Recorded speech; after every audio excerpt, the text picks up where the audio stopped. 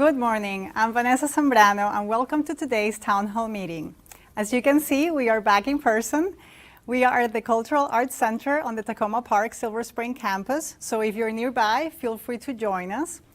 Since this is also taking place on Zoom, I will go over how today will work. Okay, we have some questions we have already received that we will be answering, but also some live questions. So if you are on Zoom, raise your hand and the moderator will let you know when to turn on your camera and your microphone. If you're feeling shy, you can put it in the chat, or you can email townhall@montgomerycollege.edu and I will read your question. For those of you here in the room, raise your hand and we will bring you a microphone so that our friends on Zoom can hear you.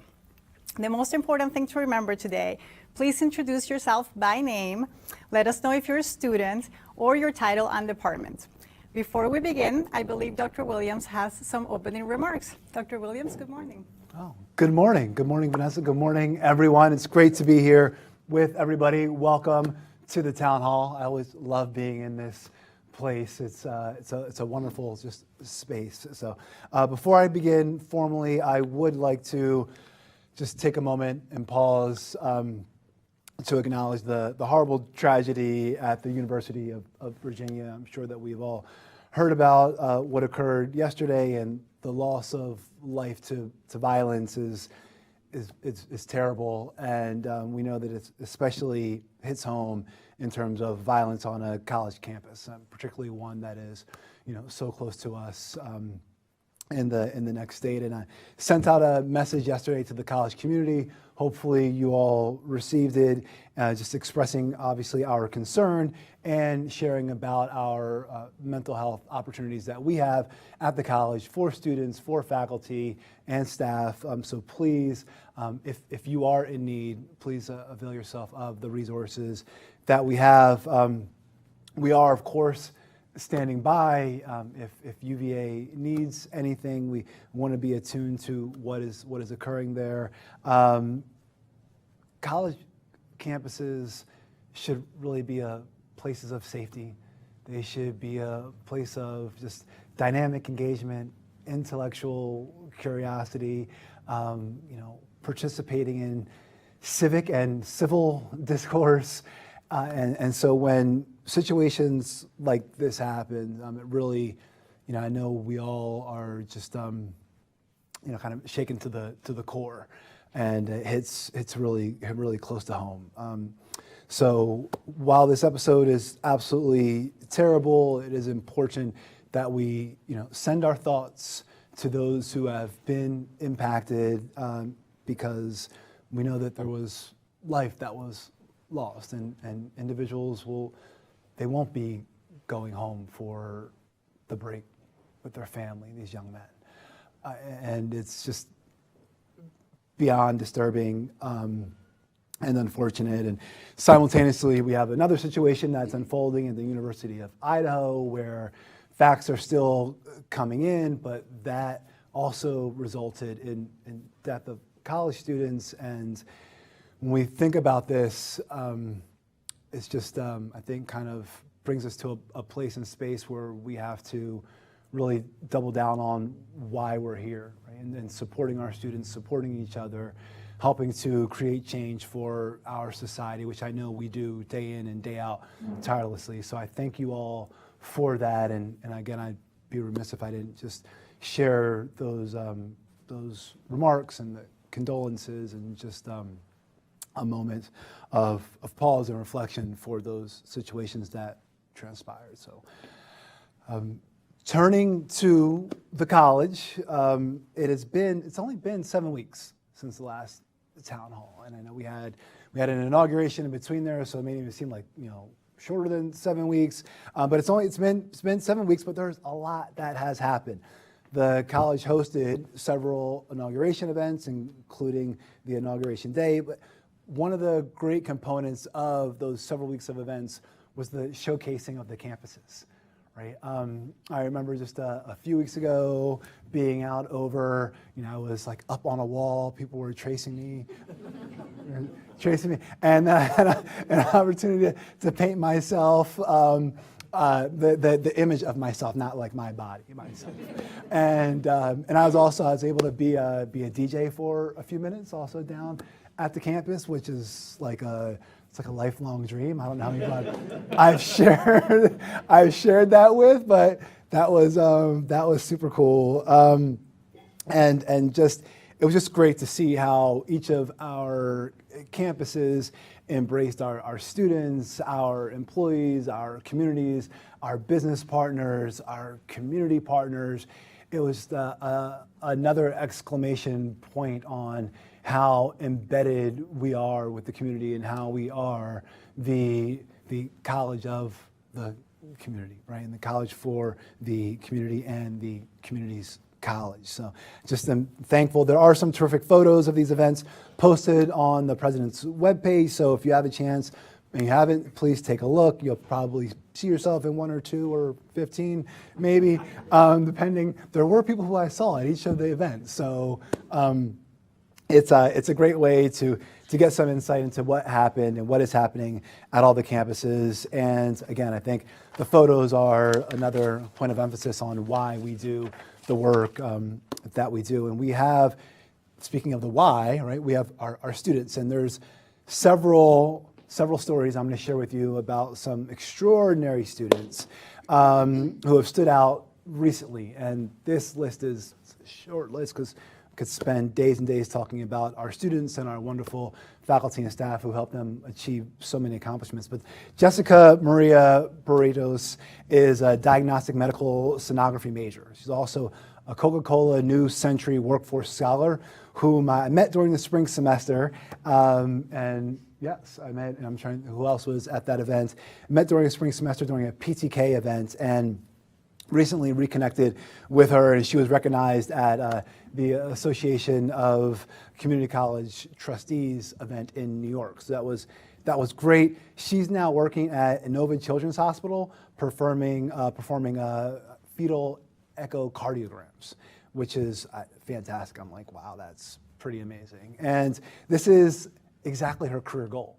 She's doing exactly what she wanted to do and what she had envisioned. And it's just an impactful role that she has and that she's passionate about. And it was great to be able to meet her boyfriend, and some of her family members were there. So it was a super cool event. Second student I met at the dedication of the Becker Quad on the Rockville campus in October.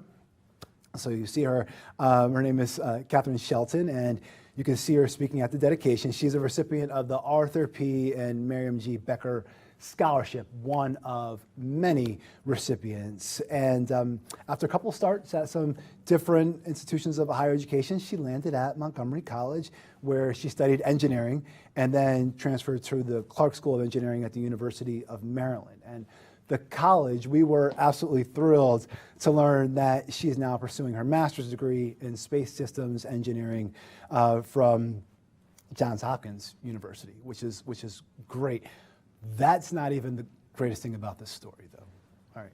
So she also works as an applied physics laboratory at the Applied Physics Laboratory in Laurel as a quality engineer in the Space Exploration Center. Space Exploration Center, right? She was directly involved with the DART spacecraft mission. So for those of you who remember September, October, the DART mission, so DART, D-A-R-T, stands for Double Asteroid Redirection Test, DART.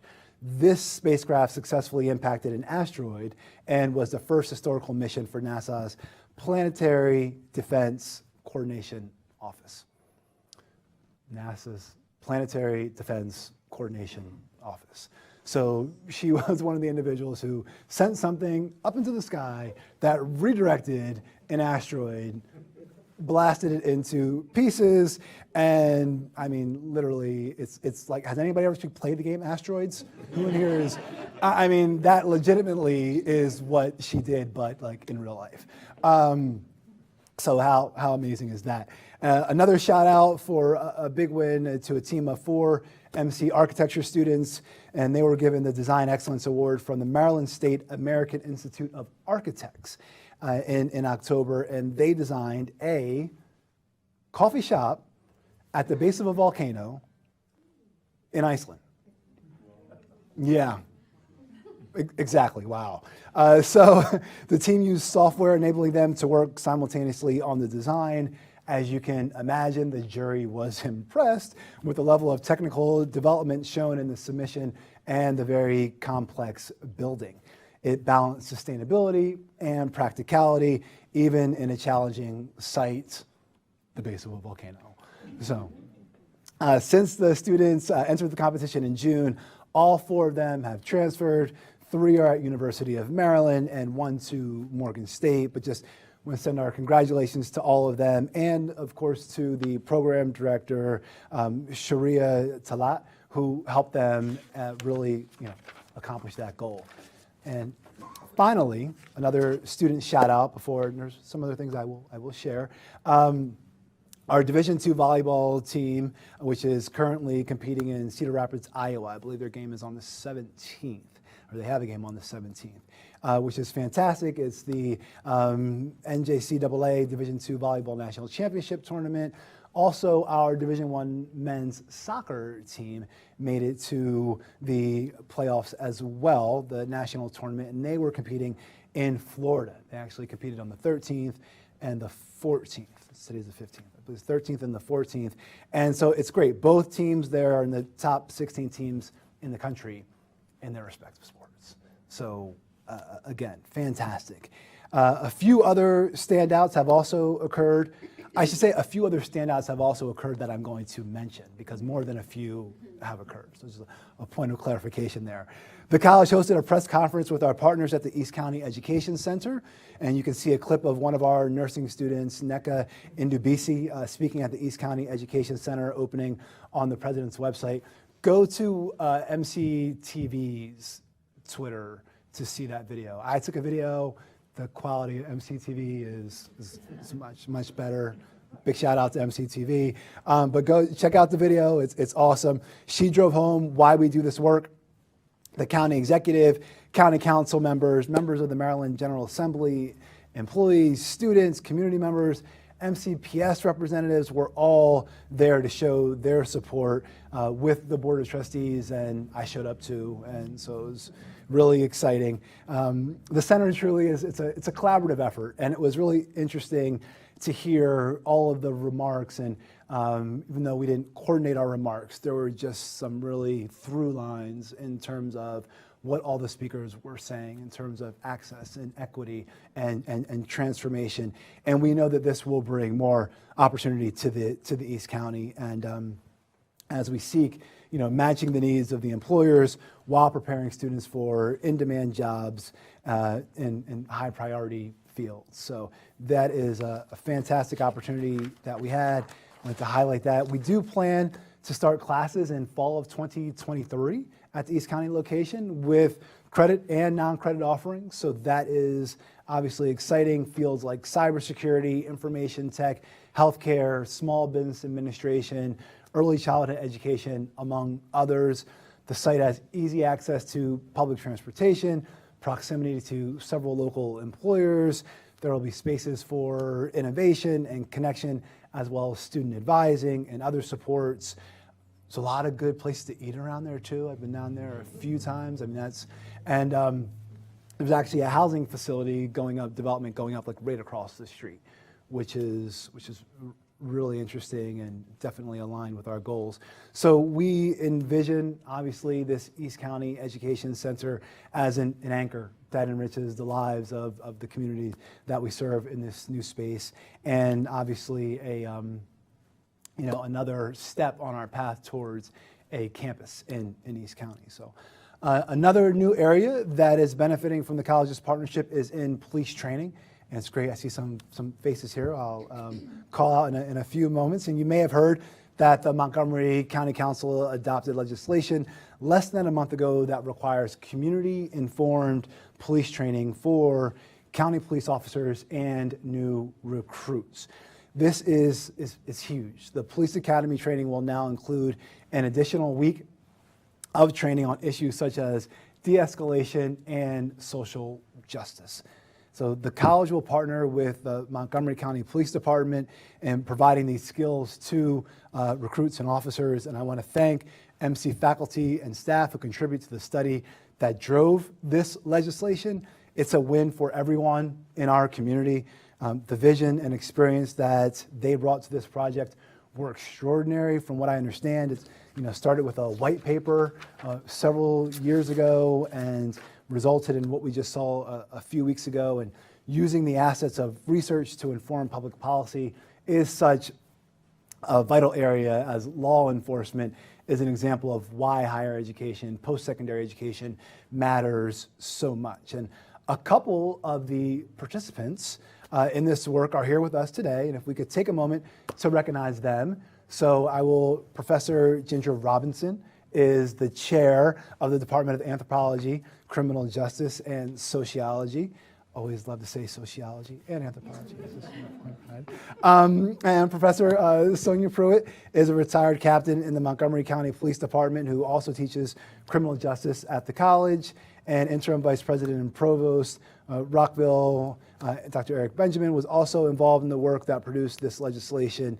I know there were several other participants contribute to this effort, and 3 of them are teaching now. But before that, if we could, I know Ginger's here. I know Dr. So can we look around? We can do this. We can.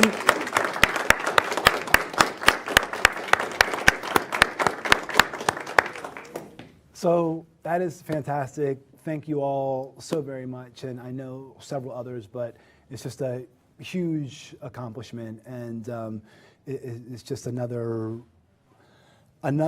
example how Montgomery College partners with the community in order to enhance the lives of those who we serve and those who we seek to serve.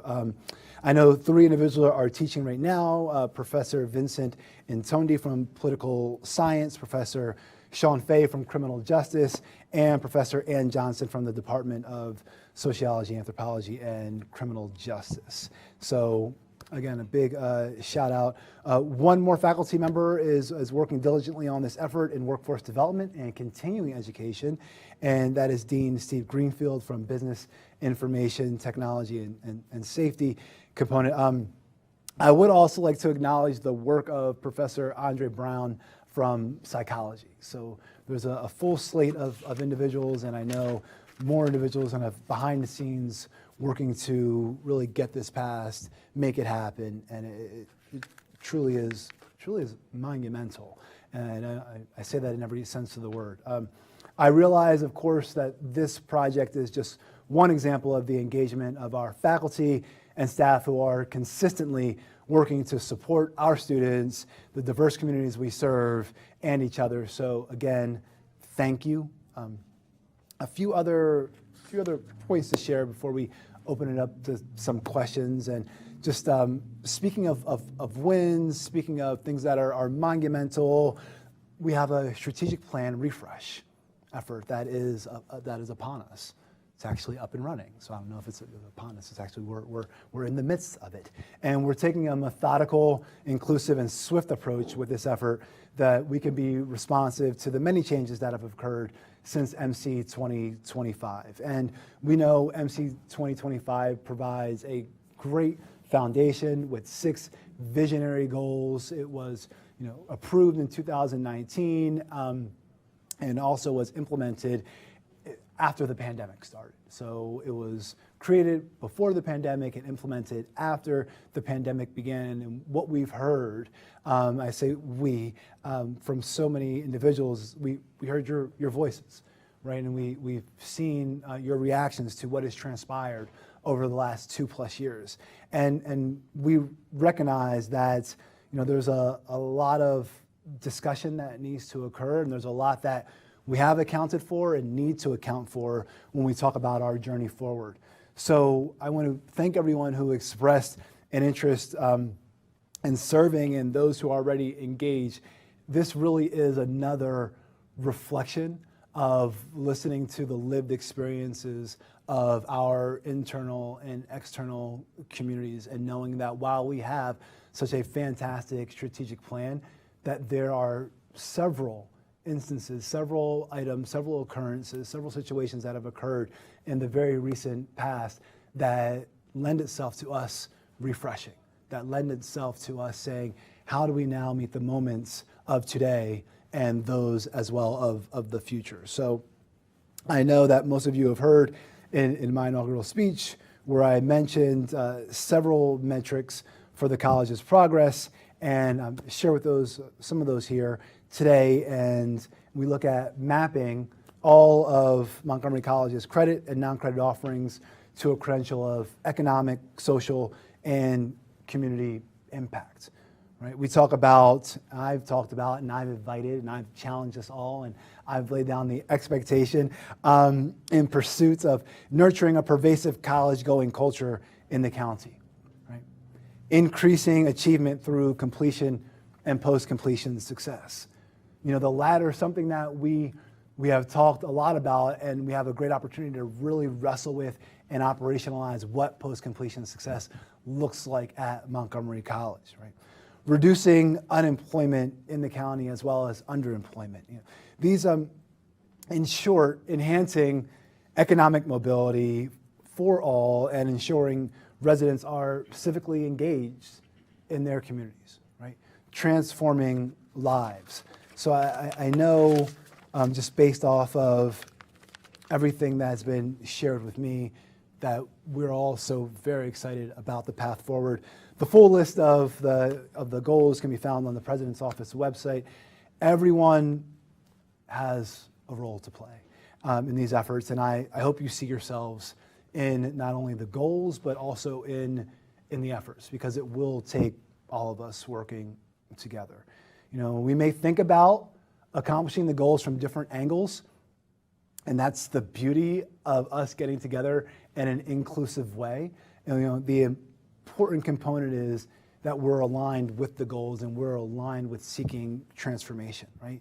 And through coordination in our refreshed strategic plan, we can and we will continue to move the county in a focused direction of progress, advancement, and ultimately transformation. So thank you for the few minutes I was able to share and reflect some thoughts, some things that I've heard, some accomplishments of our students, our faculty, and our staff. And now I think it's a great opportunity to get to some questions. Vanessa, what do you think about that? Yes, thank you so much, Dr. Williams. Yes, and before we move forward, I would like to remind everybody here, I would encourage you to ask questions by raising your hand. We will bring you a microphone. And for those on Zoom, remember to also raise your hand and wait for the moderator. In the meantime, we have a question that was sent in by Margarita Silva. She is a WDCE Student Services Coordinator. And her question is, I'm a customer service representative for WDCE at the campus center in Rockville. When will the building be worked on for updated HVAC repairs and or renovations? This building is quite old, and WDCE was told in the past they would be moved into newer spaces. However, the spaces were given to the credit side. Thank you, Margarita, for the question. And it is important because we want to be in learning and development spaces where we can foster innovation, right? Where the students who we seek to serve and the opportunities that we have for each other, you know, create that space for engagement and development. And I can assure you, based on some research and reaching out to other individuals, that despite the age of the campus building, that the existing filtration systems they are up to date with quality air standards. They do comply. The HVAC system remains in good working condition. So the environment that you are in and the colleagues are in and our students are in is a safe learning environment, first and foremost. I think that is important to share. Our facilities team is also working with outside vendor to further enhance air quality in the campus center by installing UV lights to further strengthen and you know, the antimicrobial capabilities of the current HVAC system. Right? So the UV lights are going to impact the filtration by looking at, you know, these antimicrobial kind of components, and we expect that portion to be completed in January, March of 2023. And you know, that's simply because of the current supply and availability. I think we all recognize, and we don't appreciate, but we understand that there are the supply chain issues. So they are, you know, kind of making things a little bit longer than we expected. But Would end with the the assignment and allocation of the space in the campus center is a collaborative decision-making process, and that does involve several individuals, one of whom obviously is workforce development and continuing education. So you will continue to be involved in that conversation as it moves forward. So. All right. Okay, as we move forward, remember to ask a question. I encourage you those here to ask a question, as well as those on Zoom. Remember to raise your hand, same process, different medium. In the meantime, we will keep going. I have another question that was sent in, this time by Melanie Candell from PICMC. Her question is, I need to understand how the college is prepared to address the rising wave of anti-Semitism, oldest form of hate in the world, so Jewish students and staff feel safe here at MC. Except for the Holocaust speakers through the Bella Michinsky Memorial Lecture Series, which I plan on attending and hope others in the MC community see the value in this series, there is never any other mention of the rising wave of anti-Semitism in our country. Since MC is an educational organization, what will you do to combat this particular hatred towards Jews so I feel safe in this community? And I am specifically asking about education to combat anti-Semitism. Thank you, Vanessa, for sharing that. Thank you, Melanie, for submitting. I will start by making a statement that I think we all know and agree to, that hate has no place. I mean, I would say hate has no place at Montgomery College because that's kind of the sphere that I'm involved in, but I'm going to go on, hate has no place anywhere. And I think we just kind of start off on level set with that component there. I will say the college does regularly send messages to the community in terms of, respect, inclusion, well-being, engaging in a civic way. I would also say there's kind of within the college and kind of outside partners. Our Chief Equity and Inclusion Officer is the college's representative for a Commission on Human Rights Committee on hate and violence. And in October, that committee actually wrote a letter to the county council denouncing anti-Semitism and requesting that the county council approve a resolution on anti-Semitism. So that resolution, as probably several of you know, if not all of you, was actually passed by the county council on November 1st. In terms of what we're doing internally at the college as well, we are hosting a fall equity dialogue on the rising tide of anti-Semitism that's coming up on November 21st. In addition, this Thursday, I think we know the Frank Islam Athenaeum Symposium. A speaker series will host a Holocaust survivor, Mr. Robert F. Titel, which I mentioned in the Monday Minute just yesterday.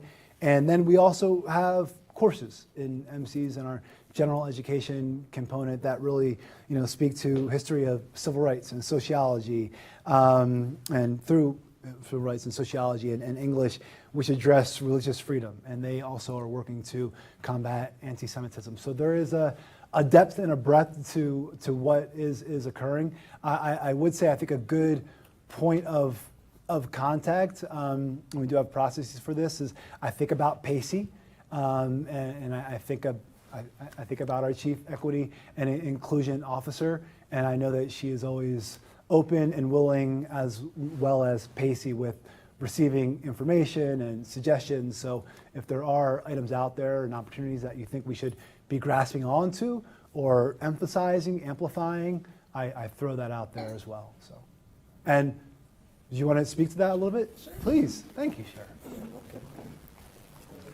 Hi, everyone. Can you hear me? Yes. Okay. So I did want to point out that every year we assess things that are going on in the community, and our job is to be responsive to the tenor and activities that are going on in our community. And this year we have taken that to heart with regard to a lot of the things that have coming out more recently about anti-Semitism. And so we are actually dedicating our fall equity dialogue to this topic, which will be held on November 30th, right here, from 3 to 5. And we're also having a kosher meal afterwards. Thank you, Sharon. Yeah. All right, so we will move on to a question from Kristen Rowe. She's Director of ADA Compliance and Title IX Coordinator. I know her. We've seen her. Does the college intend to hire a new ombuds and an ombuds for students? The Office of the Ombuds provides a safe and confidential place where all MC employees can voluntarily seek free guidance or assistance in resolving workplace disputes or concerns. It is an independent, neutral and impartial, confidential and informal resource that employees may access without fear of retaliation or loss of privacy. For a significant amount of time, the webpage for the College Ombuds has stated, the College Ombuds position is currently vacant. A search will be launched soon. Is that search active now? Yes. So, yes, the college will hire, thank you, Vanessa, and thank you, Kristen. The college will hire a new ombuds. As you know, the incumbent left the position last year, so the process to initiate the search has begun. We are in the process of searching for several roles at the institution, but yes, this process has started, and we do fully intend to hire an ombuds. In terms of an ombuds for students, that is something that we are reviewing, and I've asked for individuals to just research and provide some more information in terms of the interplay with that role and the work that's already occurring in student affairs. And so I'm just trying to get a better sense of that before we make a final decision on that role. But yes is the short answer. So, yeah. All right, we have a question from an audience member. Would you stand up, please, and let us know your name? Okay. Hi, my name is Hannah. I'm a student here at Montgomery College. I'm also the Student Senate President here on Takoma Park campus. We have concerns from the students, and the college has stated before that all three campuses are one college. And however, there are inconsistencies with that, with the resources that are provided for each campus. Specifically on the Takoma Park campus, we haven't heard any plans for intramurals or athletics, period. So how do you or your office per se plan on resolving this student concern? Oh, thank you. It's always great to see you, Hannah. Thank you. And I would say, everyone heard the question, yes? All right, good. So we actually had a conversation, this came up in a conversation last night, a constituent conversation at the Board of Trustees with College Council representatives. Mr. Weston, you were there? And so it was Chair Jones, and I'm not going to point everyone out who was here, who was there. It might take a while. But we did talk about how we're charting our path forward and how we do look at equitably resourcing all of the campuses, all of the centers that we have at the college. And I think one of the questions that was asked is, what should we maintain? What do we need to add to the strategic plan? And this idea of emphasizing how do we create the conversation? What's the analysis look like? What are we trying to accomplish? Is it athletics in terms of intramurals or otherwise? Is it student support? Is it academics? But we do need to take a look at that, and that voice has been shared not only by students, but by others. And so I think that's something that I would say I would expect to see kind of coming with the refreshed strategic plan. In terms of, in general, and what we are doing, I do know that there's also an analysis that's happening in our Division of Student Affairs. And so that's another piece where we're looking at equity and are the supports that we have throughout, are they equitable for the students that we're serving? And I think it's a really interesting question because, at least for me, it's interesting in my opinion. It's not always about size, right? And it's not always, there's so many different variables, right? You could have fewer students with different needs, right? When you talk about equity.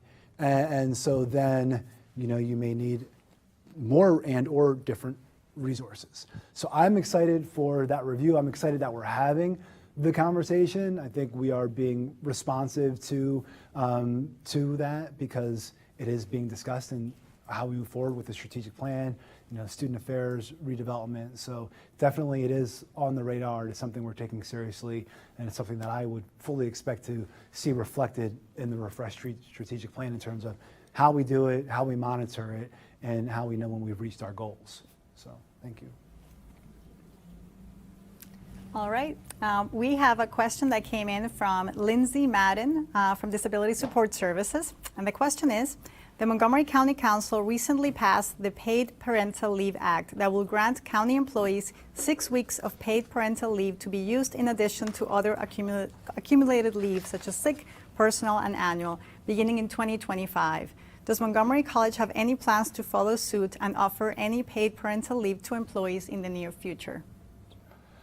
So that is interesting because, and thank you for who? Lindsay Madden. Lindsay, okay. Thank you, Lindsay, and thank you, Vanessa, for communicating. That's interesting because there's a couple pieces of legislation that have occurred in the state level and the county level, and then we have Montgomery College, right, in our awesome HR STEM team who gets the, they get the benefit of looking at all of these components and seeing, okay, what do we need to do? What are we doing already? What's mandated at any sort of state or county level? And then what are we already doing that may be above and beyond what's being offered or what's being mandated, which I will share is the case at times, is that we as Montgomery College employees are receiving benefits that other individuals are not. So there is a research component, an interplay component there. What I will say, so the state recently passed the Time to Care Act, and I'm going to which it establishes paid family medical leave insurance program, and it's, the need to update some of the college's leave procedures that will impact us, right? And that's something that's being researched, and obviously there's the interplay with the workday system, and the HR STEM team is currently reviewing our leave programs for employees and considering a variety of options and approaches. As you can imagine, it's pretty complex. And now there is the counties, which the question specifically referenced, Paid Parental Leave Act, which overlaps with the state's Time to Care Act. So all of this, from my understanding, is being reviewed and taken into consideration. And I will open it up to, I see Mr. Collette, I also see some other I see HR STEM specific representatives if you want to add more, but it's interesting because the college's leave program is independent of the counties. And as I mentioned kind of at the beginning of the response, it's, I don't want to say if it's often, but there are cases where our leave opportunities and our leave benefits provide us with things that county employees do not receive. So there's an interconnection there, there's complex, it is being researched and investigated, and if there's anything that I've missed, any gaps, kind of got, all right. Nice. All right. So I don't see any, oh, okay. Let me go around, actually. Hang tight for just 1 minute. Sorry about making you. No problem. Getting my steps in. Would you mind standing up to Sure. ask your question? Brad Stewart, Provost here at TPSS. I wanted to thank Dr. Williams for coming down 2 weeks in a row to tour the new Leggett Math and Science Building. And I'm just curious about what you thought were the coolest parts of the tour. It's a 100,000 square foot building. It's about 70% done. Tell us what you think. It's awesome. All right, so thank you, and I'm so glad. Thank you for the invitation, facilitating. As Dr. Stewart mentioned, we had several hard hat tours and over the past few weeks, and it was great to bring down our elected officials who have supported the Leggett building and show them the progress. So so there's a point in time where you can step inside the planetarium, and you can kind of envision the planetarium because they've kind of outlaid the framework for it with these kind of metal, I don't call them buttresses, but these foundational pieces that are around, right? So you have this semicircle of metal pieces, and you kind of walk in, and you have this thing, and you're like, wow, I could totally see. I guess if you've been in a planetarium before, that was a leave. I was like, I've only ever been in like 2 in my life, so I don't know why it's so far-fetched to think that everyone. So, but I have lucky enough to have been in one, and like, wow, I can totally see this being a planetarium. And I would say another component is when you walk out on the ground level and you see what will be this beautiful green space that's going to connect all the components of that part of the campus, and you just imagine the interconnectivity with students and faculty and staff and community members and business leaders and things that can occur in that space. You can literally feel the energy even though you're looking at a pile of dirt and like beams.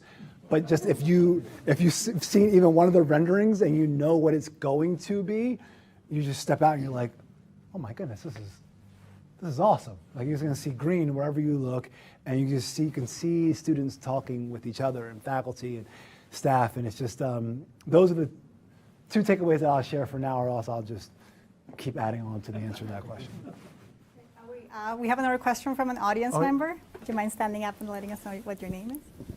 Good morning, everyone. Good morning, Dr. Jermaine. I'm an international student from Mali. My name is Iman Mohammed, and I have a question today on how we can facilitate the transition of international students in the U.S. Because when I first came here, I spoke very few English. The culture was very different. Without my parents, it was very difficult. We barely had like 2 workshops and a small orientation, so it wasn't really helpful. And I wanted to ask, how can we make the transition easier for us?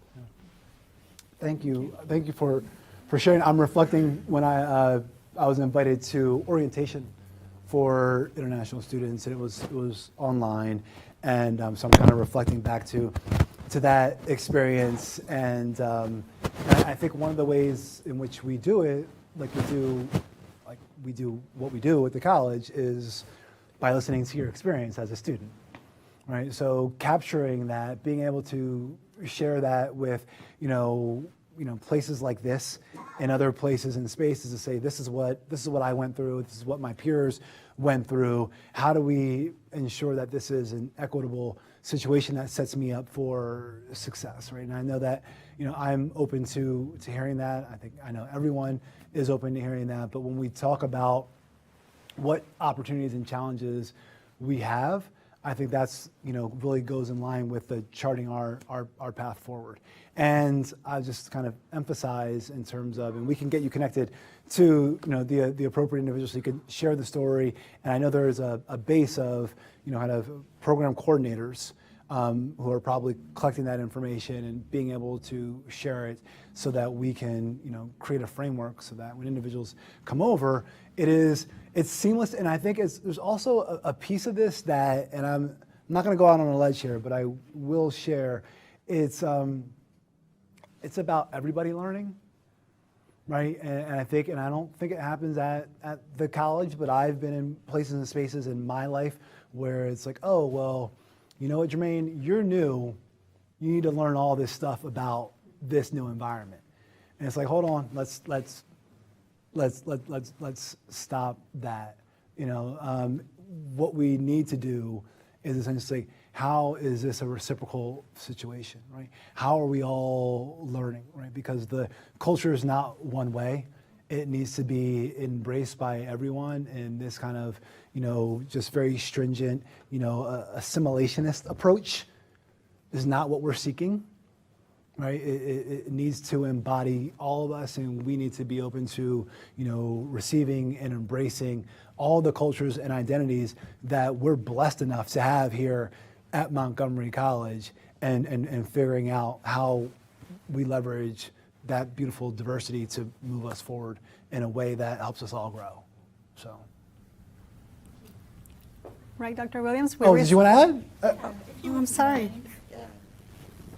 Thank you. Dr. Fiona Glade, I'm Dean of the Department of Communication Studies and English Language for Academic Purposes and Linguistics. So I'd love to just add a word here. We work pretty closely in ELAB with the International Student Office, but for those international students coming in for whom English is a second language, we have a really great placement process, which really is, now that we're coming back from emergency remote placement and updating that process, we're working very closely individually with each student to integrate some advising into that process as well. So hopefully folks who are coming in after you who do have English as their, not as their first language, they'll be finding a little bit more support in that area too.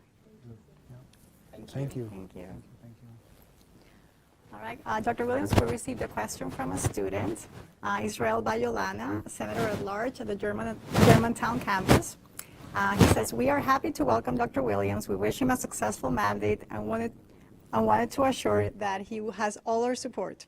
I am also a Senator at Large, and my question to Dr. Williams is, how is he intending to shape the relationship between the office of the president and the student body in general, or what are his expectations from the student body, like the Senate, for example? What can we do differently during his mandate to make MC the best campus where students can benefit from the community and where the community can also benefit from students? All right. Thank you for the support. Those are several questions. Let me try and unpack that a little bit in terms of the office and relationship with students. I know that I get out of the office, I think, which is it's a big part of building the relationship with students, and when I'm at campuses and sites and centers that we have is talking with students, whether it's formal or informal. And if any student who I've informally engaged as you're walking across, one of the campuses is watching, I hope I didn't disturb you too much. It's something I do. Ask about your day and how things are going. There's also, really formal settings in terms of, and I think about college council and student representation there as well, listening to students. I think about when I transitioned, a few months ago, and we had several meetings with students via Zoom for day and evening, and so I think it's that idea of how are we all connecting, and it's great because I'm not always in that space and place to connect with students, so I definitely try and create those opportunities. One of the other pieces is that when we ask questions, whenever we think about students, how is this going to impact students? And that's something that I think we all hold each other accountable for. Replying to a question earlier, how does it start? It starts by doing what we do, which is listening to students. So I think building the relationship, which I believe is already strong, just ensuring that we're continuing to listen to students. I know that we definitely have separate kind of components that we're also working on in terms of engaging Senate at different campuses. And I can go down the list of ways that I try to engage students in terms of going to events at campuses, an orientation and asking our new students why they're here and what they want to accomplish, or showing up at other places and spaces. But I do think, I know we all do, it's important to build those relationships and continue the relationships with our students so we always know why we're here. And I rely on the students to be transparent, I think, as we all do. That was like the first part of that question. There's at least one or two more parts of that question. What can we do differently during your mandate to make sure MC is the best campus where students can benefit from the community and where the community can benefit also from the students? Do differently during my time, right? Yes.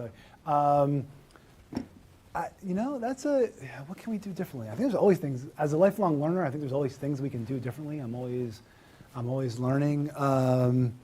And I would say, in terms of, that's an interesting question. In terms of doing things differently, I think it would be more of the idea of when we are thinking about, kind of back to the equity question, right? I'd want to learn more about our process for that continuous engagement, right? What I'm hearing some and I'm reflecting thoughts about. So when I think about differently, it's, after 9-10 months, it's like I can think about what that means, but I try and reflect the lived experiences that I've heard. And some of it is about, process and being part of the process, and then hearing more about the after of being part of that process. So it's kind of almost like the follow-up and how things are going and what the actual outcome is based on, being part of the process. So I think at certain times there's opportunities for that. Whether we're initially engaging and then we're kind of off and running, maybe there are opportunities to kind of re-engage as the process is continuing, or when we do our assessments, bring the same people back together for more feedback. But I would also say I'd be interested to hear, thoughts from others in terms of, especially the individual the student who posed the question, like what engagement opportunities. So I just like to show up places, and Chair Jones has some thoughts. Well, I wanted to also add that the President's Office is going to be working with the Offices of Student Life this year to do a meet and greet. We're going to call it Wraps with Williams, like sandwiches, with Williams, where the students will get to engage with Dr. Williams on all 3 campuses. So the first one will be here at CPSS on December 7th at 3:30 p.m. in Commons 211. So a flyer should be coming out soon, so look out for that. And then Germantown and Rockville will be in the spring semester. Thank you, Chair Jones. Good to know. Anybody else have anything else to add? All right. Good with that one. Am I missing something? No? No, Okay, great. not missing anything. So we have about 10 more minutes to go, just to let you know if you are still being a little bit shy about raising your hand. But we will keep going. We received a question from Toro Oladokun, Digital Learning Specialist at the Rockville Digital Learning Center. The question is, what is the state of the college economy? Will the college build a multi-purpose arena to host college graduations and community events? Wow.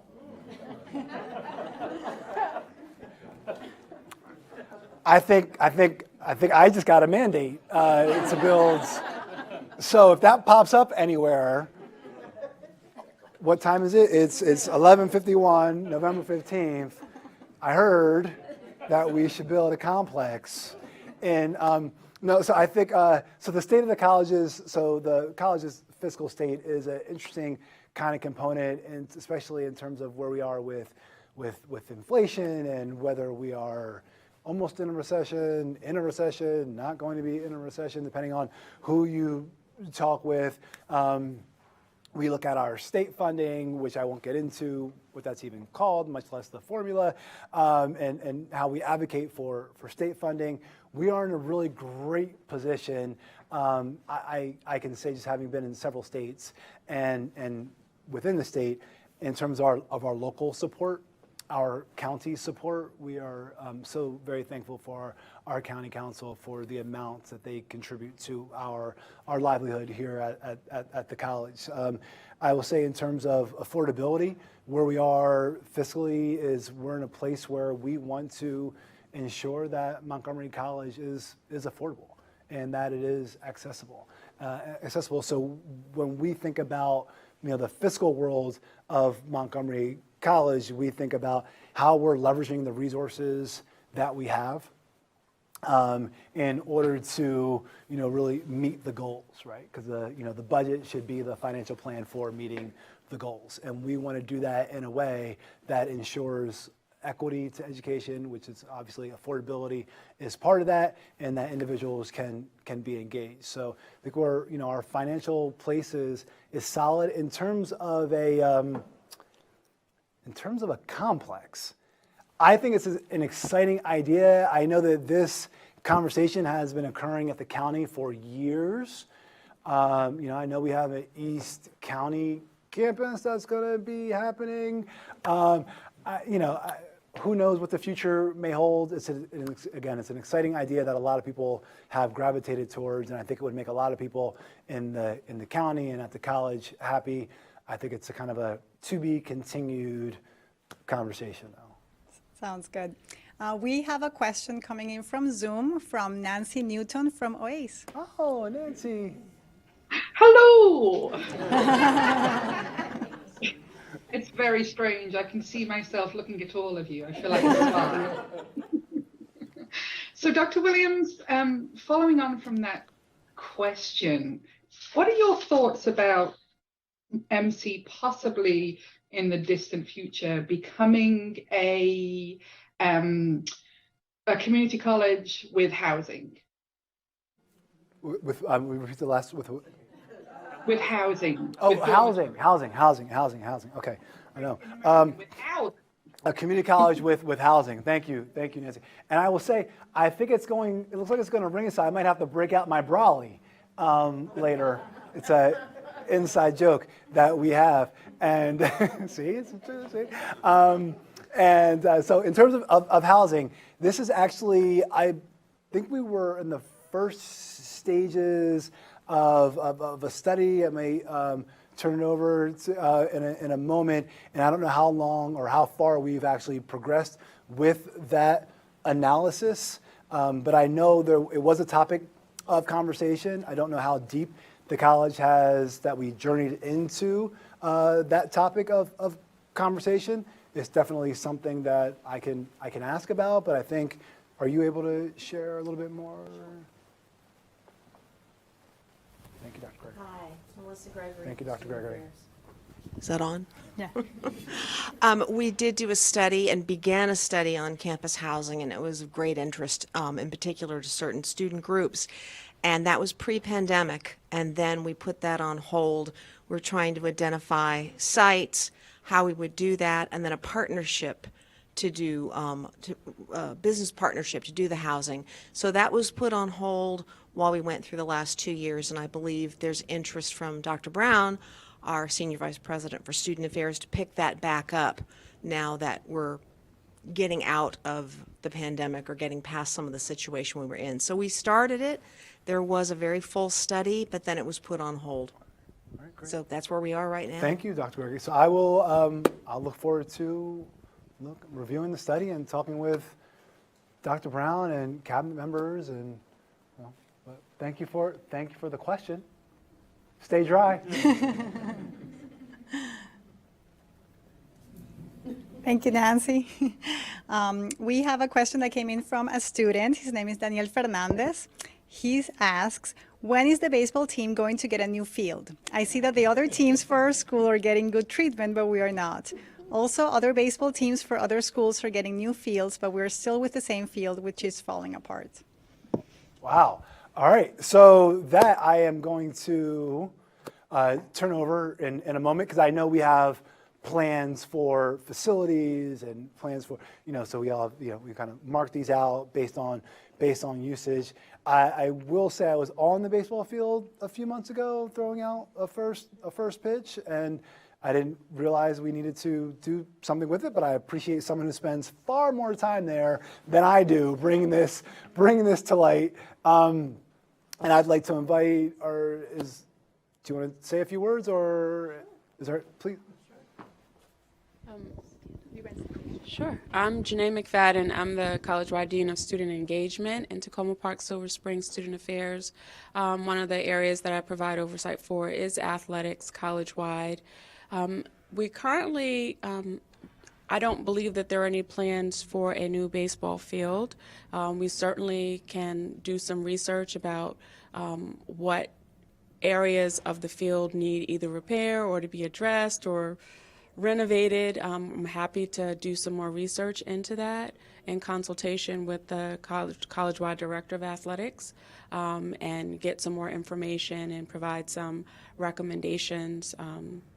Happy to take a field trip to Germantown and do some assessment there. So Thank you. You're welcome. Thank you very much.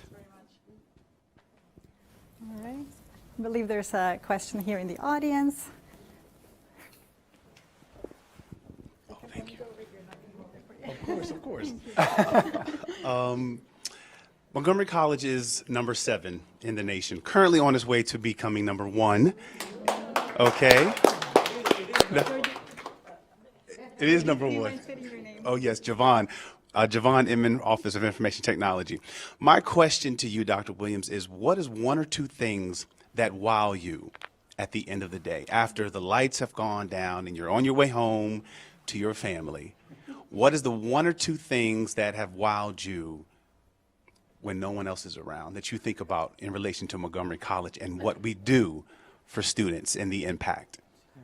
Well, the first would be our students.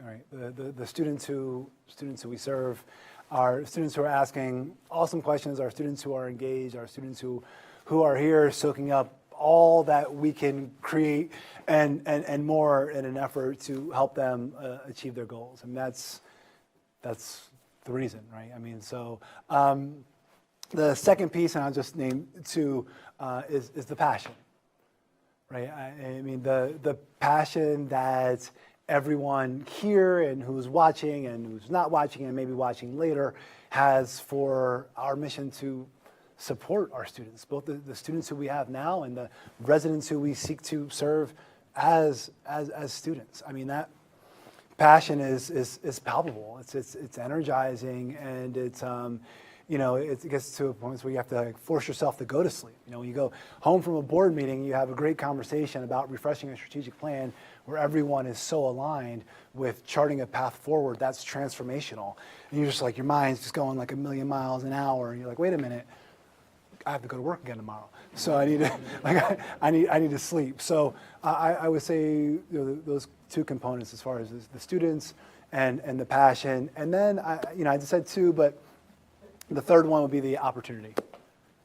The opportunity to continue with the successes that we have and the unbelievable opportunity that we have, which everyone embraces, to identify new successes and truly be transformational in a way that helps us accomplish those bold goals, doubling the percentage of MCPS students who attend, right? Decreasing, poverty rates, increasing the percentage and number of individuals who actually have a family sustaining wage. Looking at unemployment and underemployment, we know that's impacting our adult, our adult residents, right? Who in WDC average age is 39, right? So within those bold goals, there is something for everyone in the county who we seek to serve, and people who haven't even arrived in the county who we will serve. So those are 3.5 things. Kind of journeying on there. Dr. Williams, we also have a question here in the room. Would you mind standing up and letting us know your name? Oh, okay. Hi, Dr. William. My name is Kizan. I am a student here at the TPS's campus, and I'm also a member of the Senator at Large here. My question is the concern of many. Like, when I first came here, I had difficulties with knowing the right advisor to go to, especially with my major. Also, I talked to other students that have the same problem as me. It's like they don't know which advisor to go, and also they don't know how to get guidance or how to go to along with your program, and they don't know where to go to that. My question is, how can you make it easier for students to know the right advisor to go, when they first enroll also, and continuing on to their career? Thank you. Thank you. So how can we make it easier for students to, and I think it's, focusing on, one, I will share that I have read several reports, and I know that we are very passionate about advising.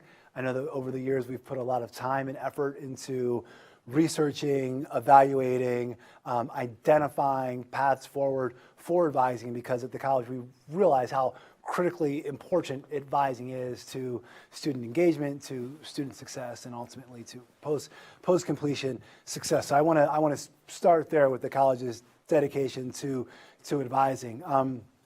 In terms of that, I believe we're on the precipice of constituting or reconstituting the advising approach, and that is in the works. I know that Dr. Brown and Dr. Rye are working with others across the college for advising redesign. That the goal will be seamless for students and will be predicated on the student journey, and it will make it much easier for our students to know what advisor are they going to, and when, and for what.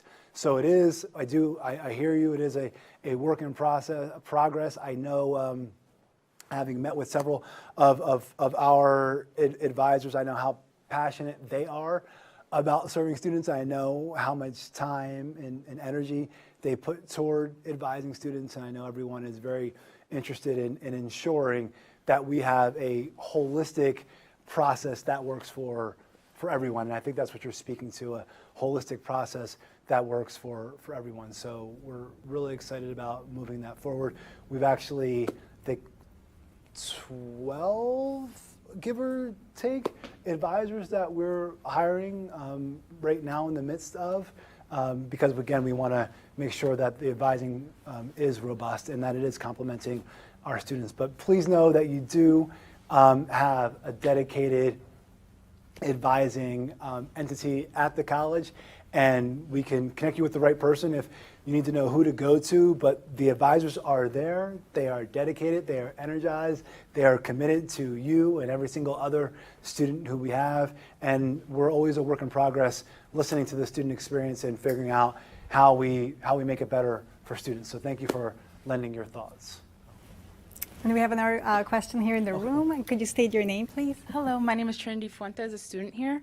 My question is, how will it differ, the campus equality, in terms of resources in the strategic plan now for current students and incoming students in March? Yeah. So I think that is the beauty of, so how will it differ based on the refreshed strategic plan, right? And I think that is the beauty of our strategic plan process. A big component that, was last night in terms of constituent conversations with college council representatives is, and I'm okay saying this, is I don't know.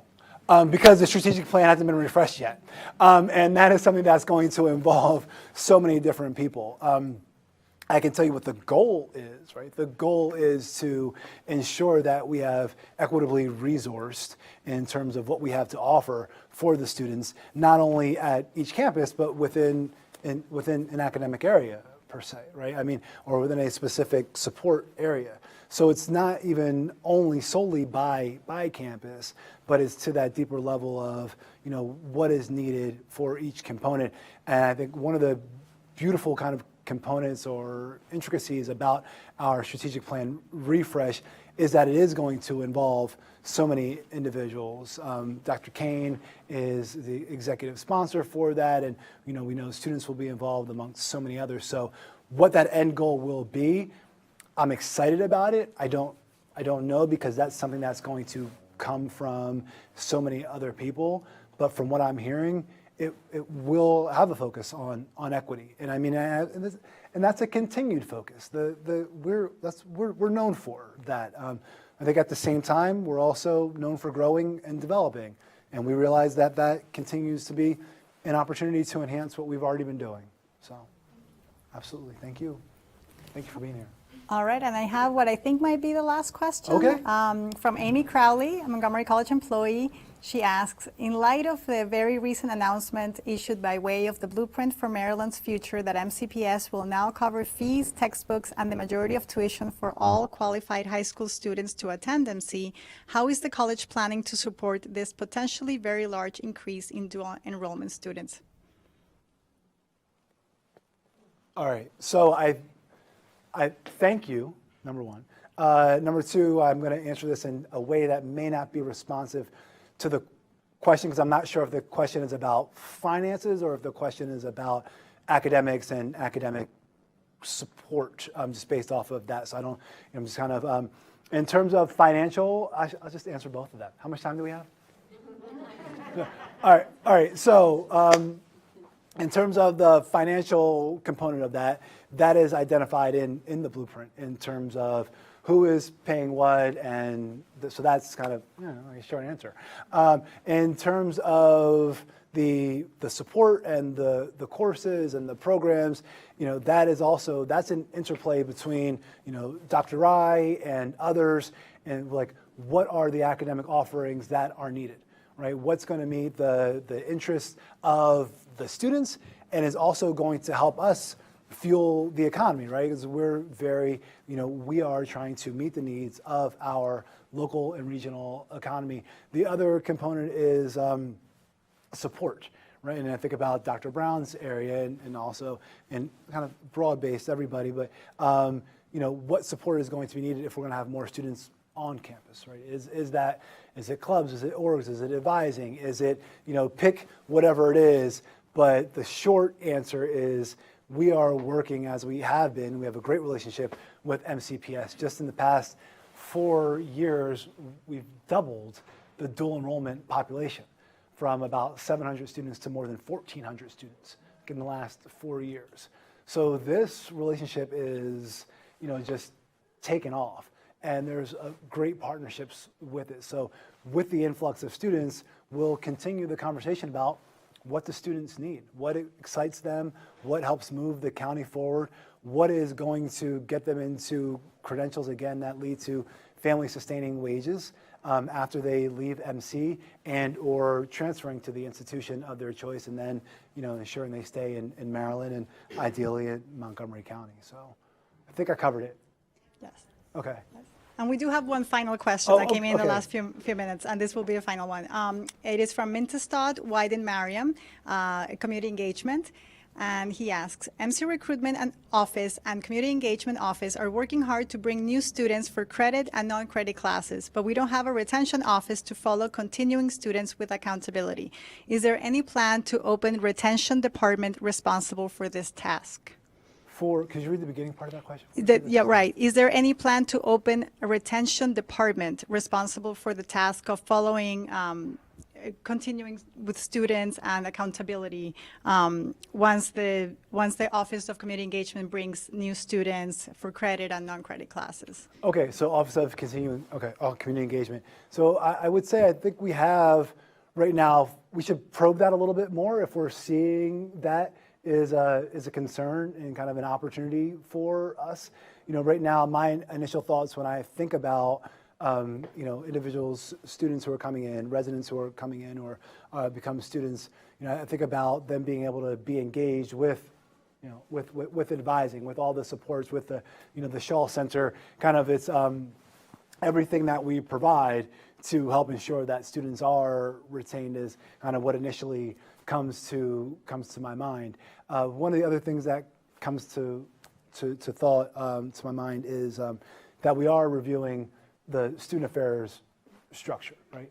And I mean, and we do have, we have individuals over certain areas who have focal points, right? So kind of all these kind of major ideas and efforts roll up to kind of one person. So in some essence, I do think we have a structure that speaks to the question. It's just, unless someone would redirect me, I don't think we have an office of retention, but we have several individuals, offices that are focused on that component, and there is a coordinating effort of all of those components. Dr. Gregory. Yes.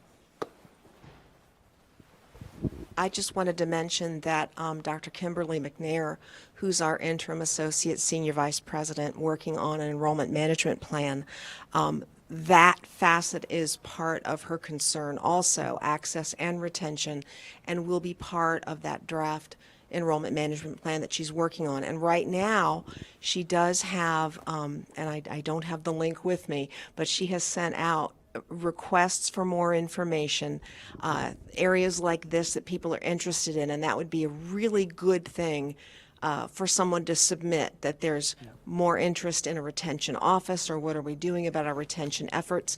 And I know that that link she sent out is open until Thanksgiving Day. That's why I can remember it, because it closes on Thanksgiving Day. So that would be something great to pass on in that format. Thank you. Thank you. Thank you. All right, we have come to the end of our time. Dr. Williams, do you have any closing words for today? My closing words are thank you. I know I say it a lot, and I don't think I can say it enough. Thank you to our students. You are our purpose. Thank you to everyone, the faculty and staff who help our students achieve their goals, sometimes goals. I know for me as a first generation student, goals I didn't even know I had. People like you help me identify and achieve those. So thank you. It's always great to be in a place and space with like-minded individuals who I know are interested in moving the college forward, helping our students, helping our residents, and transforming society. Huge shout out to MCTV. I don't know which camera I'm on right now, but I always got to shout you out. And with that, I just hope everyone has a great rest of the day, and just excited that we get to carry on and move forward together. So thank you, everyone. Thank you, Vanessa. Thank you, Dr. Williams, for engaging in conversation. Thank you, all of you who are here today with us. Thank you, all of you on Zoom, joining us as well. Remember, the next town hall meeting will be in February. You can go to montgomerycollege.edu/town hall and look at more details and information as they become available.